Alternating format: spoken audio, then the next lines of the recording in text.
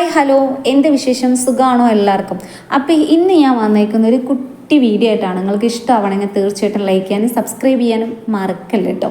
അപ്പോൾ മറ്റൊന്നുമല്ല, ഞാൻ സാധാരണയായിട്ട് നൂലപ്പം ഉണ്ടാക്കുന്ന അല്ലെങ്കിൽ നൂലിപ്പുട്ട് ഉണ്ടാക്കുന്ന ഈ രീതിയാണ് കേട്ടോ. ഞങ്ങളുടെ അവിടെയൊക്കെ നൂലിപ്പുട്ട് തന്നെയാണ് പറയൽ കേട്ടോ.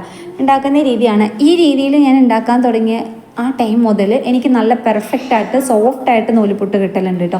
പണ്ടൊക്കെ നമ്മൾ നൂലിപ്പുട്ട് ഉണ്ടാക്കുന്ന ടൈമിൽ ഇങ്ങനെ ചെയ്യുന്നതിനെക്കാട്ടി മുമ്പ് ഞാൻ നൂലിപ്പുട്ട് ഉണ്ടാക്കുമ്പോൾ എനിക്ക് കറക്റ്റായിട്ട് പെർഫെക്റ്റായിട്ട് നൂലിപ്പുട്ട് കിട്ടലില്ല കേട്ടോ.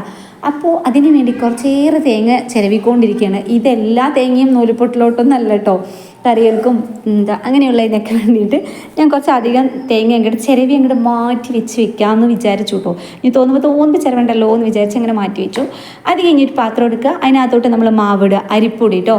പിന്നെ വേണ്ട ഓയിലാണ് കേട്ടോ. ഓയിൽ, പിന്നെ തിളച്ച വെള്ളം, പിന്നെ അതിൽ കുറച്ച് ഉപ്പിട്ട് കൊടുക്കുക കേട്ടോ. ട്രിപ്പിന് ഒഴിച്ച് കൊടുക്കരുത്, കുറച്ചായിട്ട് ഒഴിച്ച് കൊടുക്കുക കേട്ടോ. എന്നിട്ട് നല്ല പോലെ തന്നെ അത് കുഴച്ചെടുക്കുക. ഇതുപോലൊരു തവിൻ്റെ പുറക് വെച്ചിട്ട് നല്ല പോലെ ഇളക്കിയാൽ മതി. കാര്യം അത്യാവശ്യം നല്ല ചൂടുള്ളതാണ്. അതിനകത്തോട്ട് നമ്മുടെ കൈ വെച്ച് കുഴയ്ക്കാന്ന് പറഞ്ഞാൽ നടക്കില്ലാത്തത് കൊണ്ട് ഒരു തവിൻ്റെ പുറക് വെച്ചിട്ട് നല്ല പോലെ തന്നെ എന്ത് ചെയ്യണം, ഇളക്കി ഏകദേശം നമ്മൾക്ക് ആ ഒരു പാകം ഉണ്ടാവുമല്ലോ, നമുക്ക് കൈ കൊണ്ട് പൊള്ളില്ല എന്നുള്ളൊരു സ്റ്റേജ് വരുമ്പോൾ നമ്മൾ കൈ കൊണ്ട് കുഴയ്ക്കണം കേട്ടോ. അപ്പോൾ അതിൻ്റെ കൂടെ ഒരു കാര്യം പറയാം, നിങ്ങൾക്ക് ഇഷ്ടമാവണമെങ്കിൽ തീർച്ചയായിട്ടും സബ്സ്ക്രൈബ് ചെയ്യാനും ലൈക്ക് ചെയ്യാനും ഷെയർ ചെയ്യാനും മറക്കല്ല കേട്ടോ. അപ്പോൾ പിന്നെന്താ, നമുക്ക് അരയത്തോട്ട് വരാം. നല്ല പോലെ തന്നെ ഇത് കുഴച്ചെടുക്കണം കേട്ടോ. സാധാരണയായിട്ട് ഇത് അതിനകത്ത് ഈ മറ്റെന്താ പറയുക, മാവ് വെള്ളത്തിൽ തൊടാണ്ടൊക്കെ നിൽക്കുമല്ലോ, നമ്മൾ എന്താ പറയുക, ഒരുമാതിരി ഉരുണ്ടിരിക്കലുണ്ട് ചില സമയത്തൊക്കെ അല്ലേ. അങ്ങനെയൊക്കെ വന്നു കഴിഞ്ഞാൽ ഒരു കാരണവശാലും നമ്മൾക്ക് ആ എന്താ പറയുക നൂലിപ്പുട്ട് നാഴിയിലൂടെ വരൂല കേട്ടോ.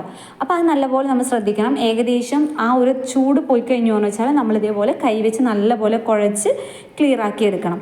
എങ്കിലാണോ നമുക്ക് നല്ല രീതിയിൽ അത് പെർഫെക്റ്റ് ആയിട്ടുള്ളൊരു മാവ്, സ്മൂത്ത് ആയിട്ടുള്ളൊരു മാവ് നമുക്ക് കിട്ടുള്ളൂ കേട്ടോ. അതിനുവേണ്ടി നമ്മൾ നല്ലപോലെ പണിപ്പെടണം ഗൈസ്. അതുകൊണ്ട് ഒരുപാട് ടൈമൊന്നും സ്പെൻഡ് ചെയ്യേണ്ട ആവശ്യമില്ല കേട്ടോ. നമുക്കറിയാമല്ലോ ഏകദേശം ഒരു കുഴച്ച് എവിടെ എത്തിക്കണം നമുക്കറിയാം. അതുപോലെ തന്നെ നല്ലപോലെ ഒന്ന് കുഴച്ച് റൗണ്ടാക്കി വെക്കുക. അതിനകത്ത് കുറച്ച് വെളിച്ചെണ്ണയും കൂടി അതിന് മുകളിലൂടെ തൂവി വെക്കുക. ഒരു കാര്യം പ്രത്യേകം ശ്രദ്ധിക്കണം, അത് മൂടി വെക്കണം കേട്ടോ. തുറന്ന് വെച്ച് കഴിഞ്ഞാൽ പെട്ടെന്ന് തന്നെ ഡ്രൈ ആയിട്ട് അത് ഭയങ്കരമായിട്ട് എന്താ പറയുക, ഡ്രൈ ആയി കഴിഞ്ഞാൽ അറിയാമല്ലോ നമുക്ക് നൂലിപ്പുട്ട് പീച്ചാലൊന്നും വരും. ഞാൻ എന്തായാലും ഇഡ്ഡലി പാത്രത്തിലാണ് ഇവിടെ ഉണ്ടാക്കുന്നത്. അതിനകത്ത് ആദ്യം എണ്ണ തടവി അതിൻ്റെ മുകളിൽ തേങ്ങയും കൂടി ഇട്ട് കൊടുത്തു കേട്ടോ. എന്നിട്ട് ഒന്ന് നൂലിപ്പുട്ട് ഉണ്ടാക്കാമെന്ന് വിചാരിച്ചു. അങ്ങനെ ഉണ്ടാക്കുമ്പോൾ കുറച്ചുകൂടി എനിക്ക് നന്നായി തോന്നിയിട്ടുണ്ട് കേട്ടോ. ബെറ്ററായിട്ട് പെട്ടെന്ന് കിട്ടാൻ ചാൻസ് കൂടുതലാണ്. അപ്പം ഞാൻ നല്ല രീതിയിൽ സോഫ്റ്റായിട്ട് തന്നെ എനിക്ക് വരുന്നുണ്ട്, സ്മൂത്തായിട്ട് വരുന്നുണ്ട് കേട്ടോ.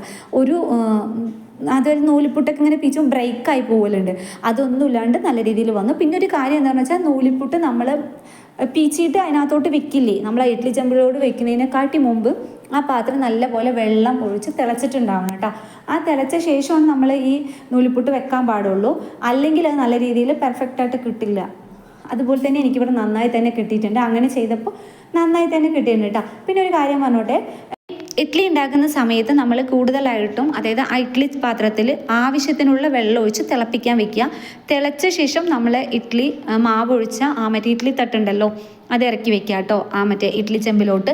അങ്ങനെ ചെയ്യുമ്പോൾ നല്ല രീതിയിൽ പെർഫെക്റ്റായിട്ട് ഇഡ്ഡലി നമുക്ക് കിട്ടലുണ്ട്.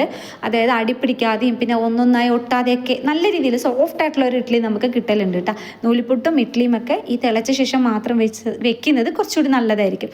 അപ്പോൾ പിന്നെ അത്രയൊക്കെ ഉള്ളൂ ഗൈസ്. നിങ്ങൾക്ക് ഇഷ്ടമായിട്ടുണ്ടെങ്കിൽ തീർച്ചയായിട്ടും ലൈക്ക് ചെയ്യാനും സബ്സ്ക്രൈബ് ചെയ്യാനും മറക്കരുത്.